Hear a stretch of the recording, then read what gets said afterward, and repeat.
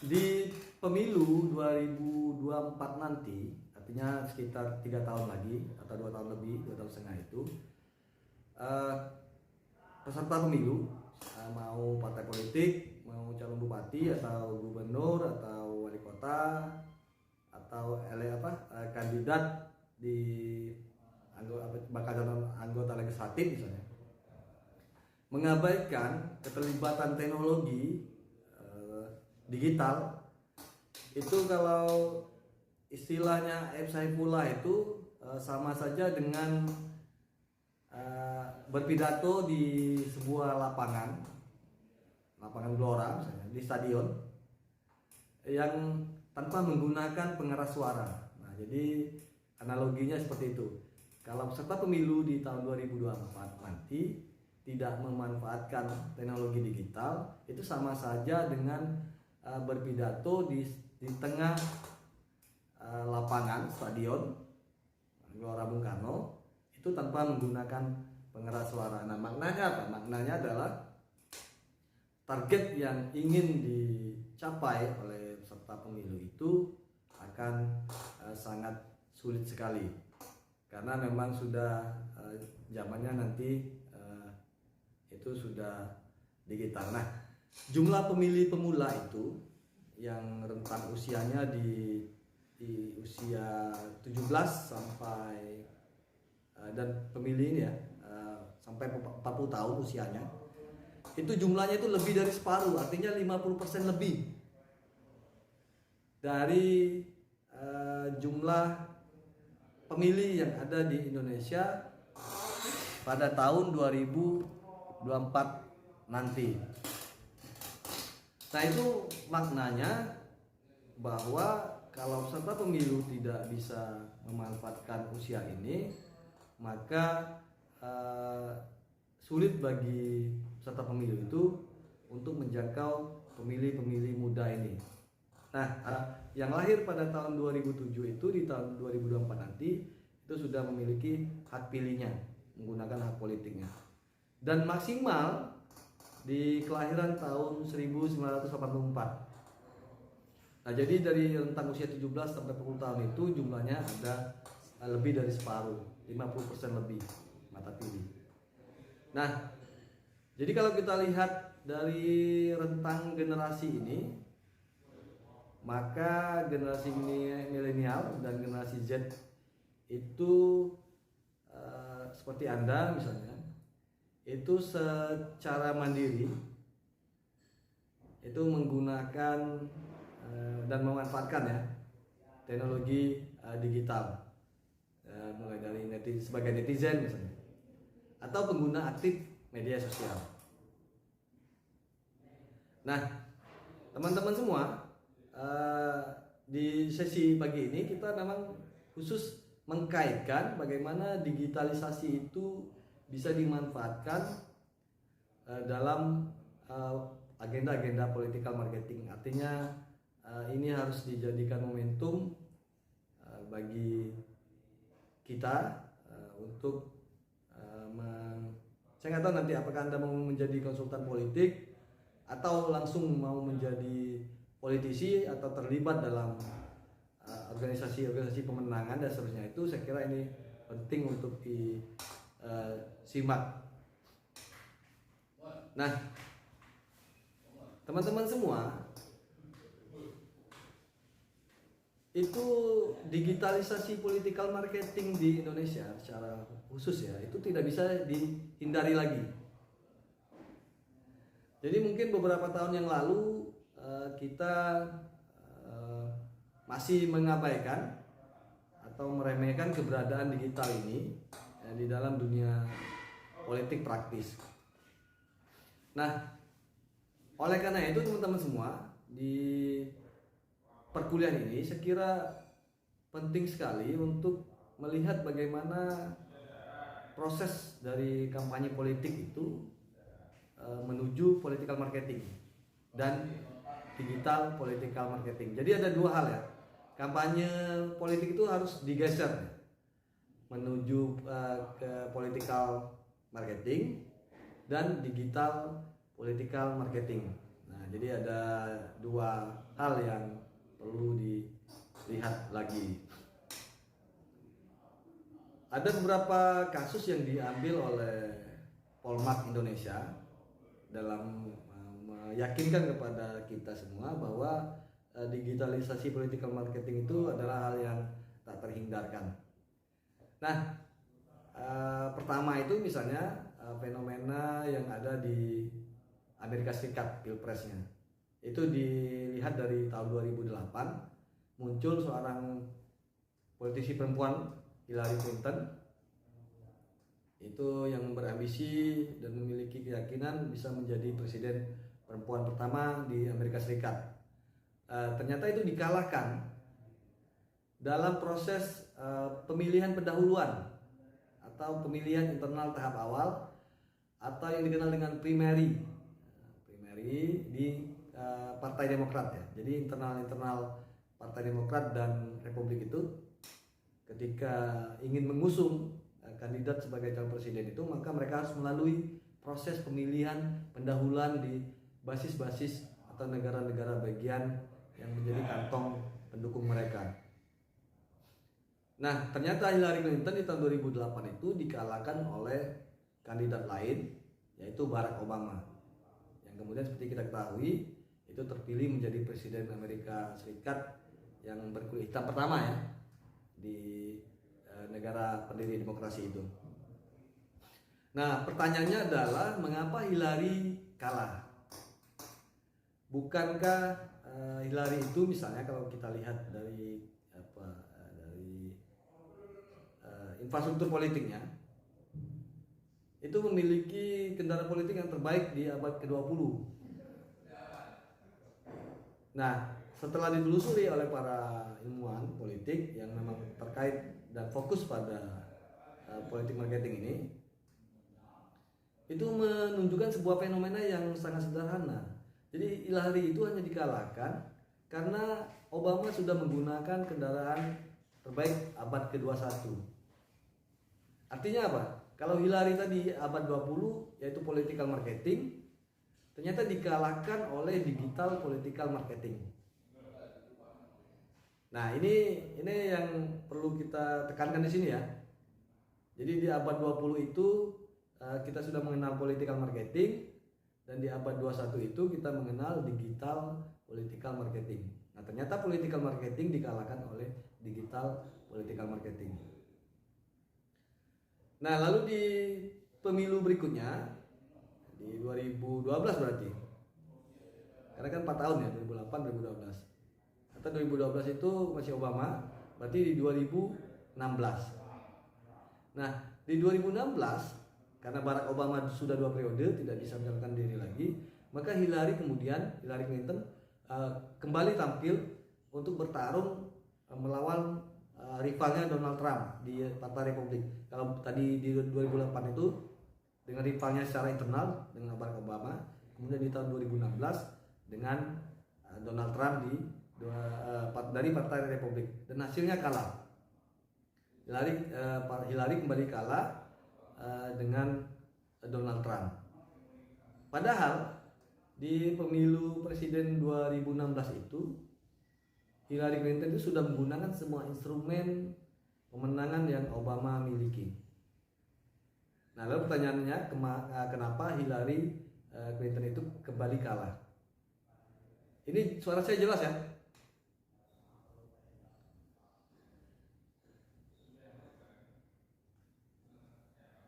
Oke. Nah, ternyata Donald Trump itu dia memperdalam dan mempertajam senjata-senjata atau alat-alat digital politik, digital political marketing yang sudah digunakan oleh Hillary tadi. Nah, dengan cara apa? Mengoptimalkan penggunaan artificial intelligence.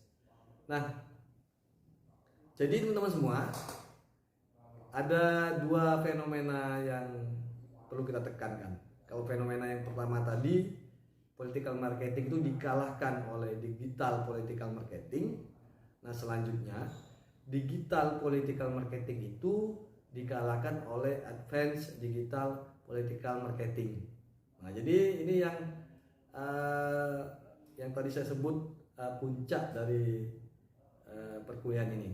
Jadi penting sekali bagi kita sebagai seorang yang tertarik di dunia politik itu untuk melihat bagaimana pemetaan dan pemenangan pemilih.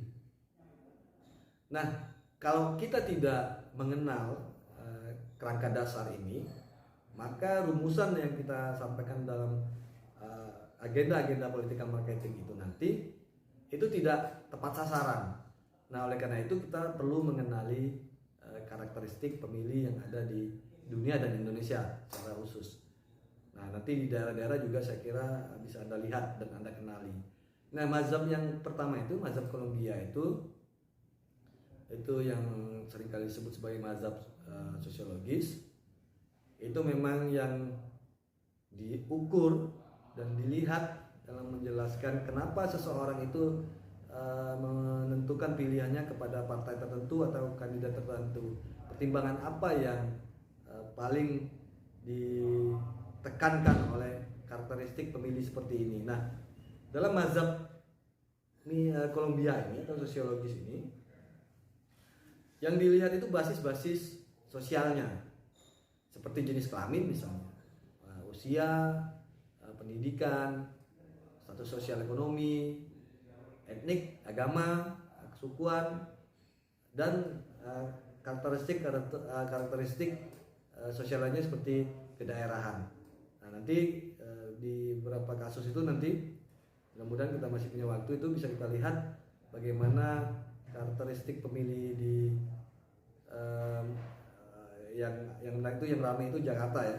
Ketika ada Ahok, bagaimana pemilih yang semula mendukung Agus Harimurti Yudhoyono itu dengan Silvi, kemudian lari mendukung pasangan Anies dan Sandiaga Uno yang mengalahkan Ahok ya, dan Jarot di Pilkada DKI pada tahun 2017 yang lalu. Nah, kalau kita lihat basis-basis klaster-klaster sosial itu kelihatan ya. Jadi yang tidak mau memilih karena itu banyak analisis itu salah prediksi, bayangan mereka itu memilih AHY itu tidak semuanya lari, tidak sepenuhnya lari mendukung Anies. Karena perkiraan mereka itu adalah sekitar terbelah lah, mungkin 40-60% atau 30-70% itu pasti diprediksi itu bisa mendukung Ahok. Ternyata enggak.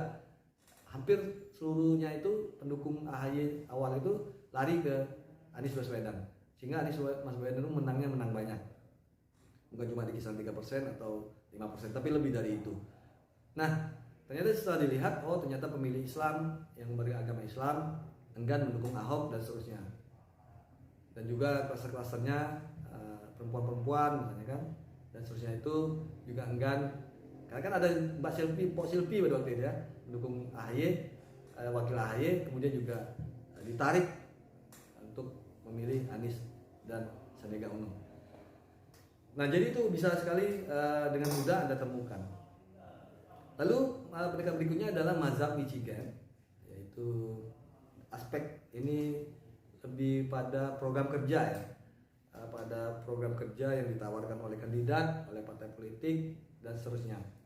Jadi alasan orang memilih kandidat tertentu, partai politik tertentu itu karena memang kedekatannya, alasan-alasan emosional, kedekatan secara ideologis, ya kedekatan secara isu, visi misi, kedekatan secara kinerja. Jadi personal seorang itu bisa dianggap memiliki kapasitas misalnya dalam menjabat dan seterusnya.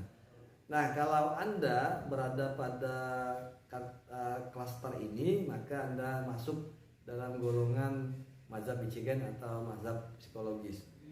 Nah, yang ketiga, yang terakhir itu mazhab pilihan nasional atau rational choice, yang memang mengandalkan pada aspek rasionalitasnya. Orientasi isu juga masuk. Nanti antara mazhab psikologis dan mazhab rasional itu nanti pemilihannya itu ada pertemuan ya. di isu-isu politik dan orientasi kandidat dan seterusnya. Kecuali yang mazhab Kolombia tadi itu memang berada di wilayah yang sangat berbeda dengan dua mazhab ini. Karena sehebat apapun kandidat yang muncul, selama tidak berhasil menunjukkan identitas tradisionalnya, misalnya identitas agama, suku yang berbeda, itu tidak akan dipilih. Walaupun seorang itu memiliki isu yang cocok, kemampuan personalnya juga bagus dan seterusnya. Jadi mazhab ini Kolombia ini memang agak terpencil tersendiri di klaster ini. Oke, nah dari 3 pendekatan ini teman-teman, kemudian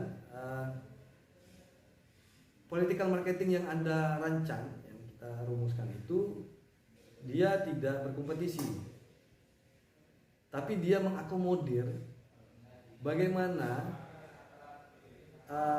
segmentasi pemilih ini bisa digarap. Makanya perlu profiling nanti, profil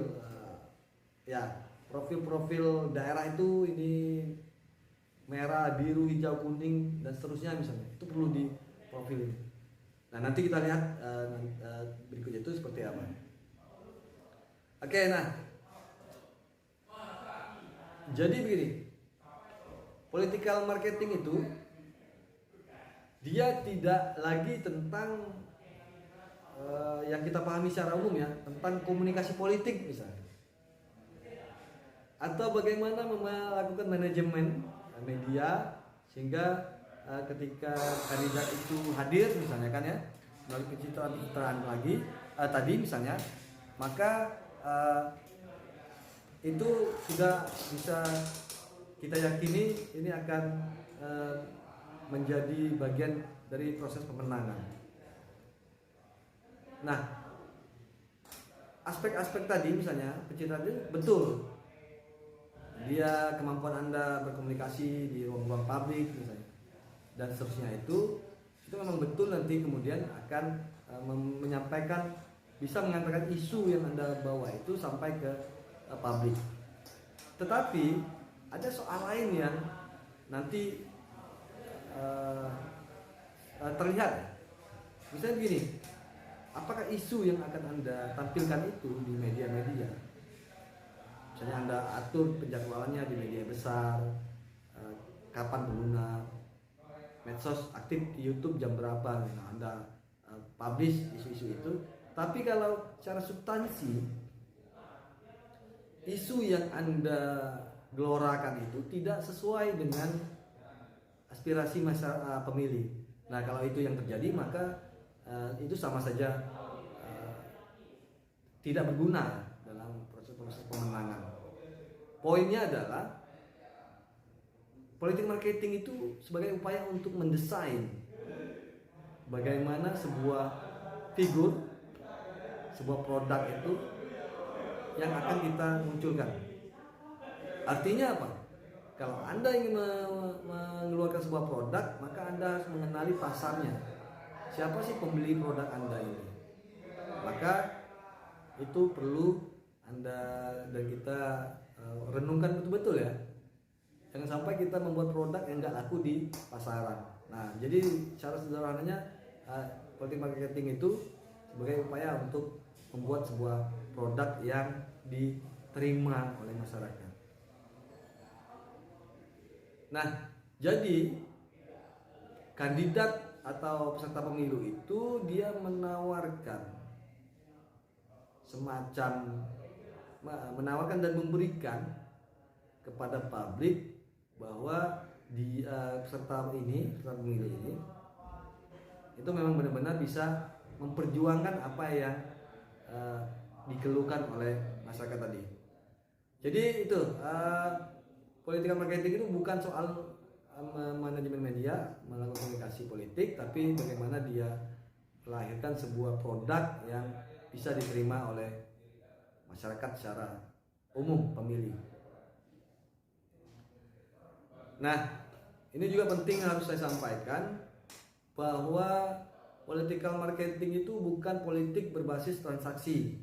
Nah, ini teman-teman semua yang harus kita cermati juga ya, karena banyak keyakinan bahwa political marketing itu sering sekali dikaitkan dengan transaksional. Padahal political marketing itu adalah mazhab pertukaran, jadi dia bukan mazhab transaksi. Apa yang membedakannya? Kalau mazhab transaksi itu ya dia bekerjanya pada saat kampanye saja. Menjelang pemilu, peserta pemilu, partai politik hadir. Kalau pemilu tidak ada, mereka tidak hadir.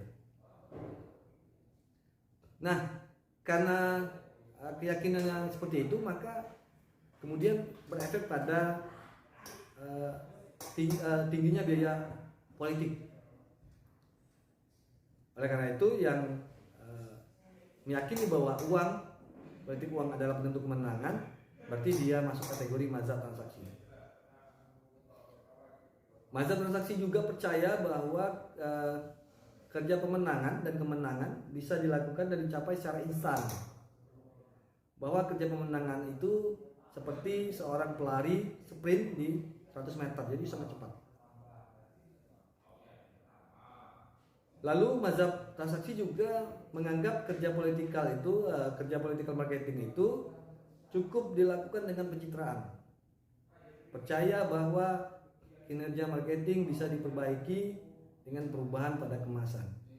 Dan terakhir, dari mazhab transaksi ini menganggap bahwa kerja penggalangan pemilih adalah sekedar kerja mobilisasi massa pendukung menjelang waktu pemilihan.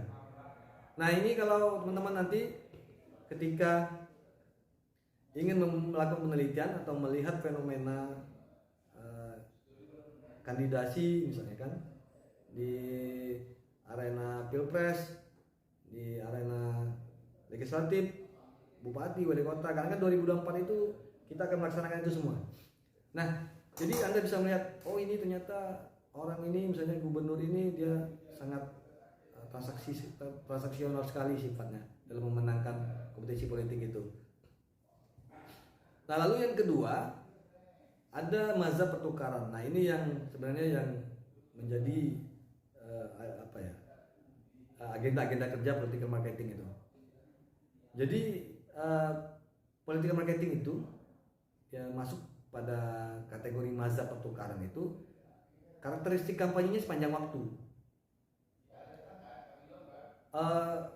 Kelompok-kelompok ini sangat percaya bahwa setiap pikiran, ucapan, dan tindakannya itu merupakan bagian dari kampanye sepanjang masa.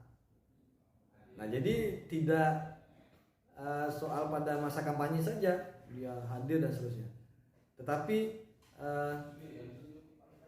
hadirnya juga selalu di setiap waktu, kapan dia tampil di publik dan seterusnya, dan banyak hal yang dia lakukan. Jadi dia tidak berhenti pada saat masa kampanye.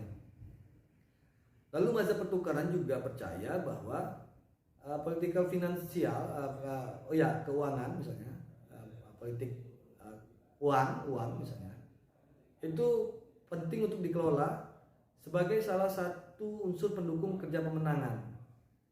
Jadi bukan hanya mengandalkan pada money politik ya, tapi dia dijadikan sebagai unsur pendukung. Misalnya untuk memobilisasi isu-isu dan seterusnya lah. Jadi bukan membeli suara masyarakat. Karena kan kampanyenya panjang ya, tidak hanya momen-momen pada masa kampanye saja. Lalu mazhab pertukaran juga meyakini bahwa kemenangan dan kerja pemenangan itu hanya bisa dicapai melalui kerja tahap demi tahap dalam durasi waktu yang pantas lah. Jadi bukan seperti lari maraton. Jadi bukan sprint, bukan lari sprint, tapi dia sifatnya lari maraton. Nah, mazhab ini juga percaya bahwa pencitraan saja tidak cukup. Harus diikuti juga dengan ketokan kita ya, karakteristik ketokan kita.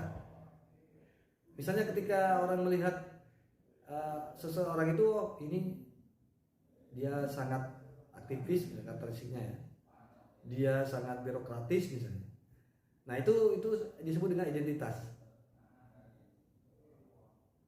Oke ya. Nah jadi pencitraan itu tidak cukup kalau tidak dibarengi dengan identitasnya yang lekat sekaligus integritas yang memang benar-benar dilakukan.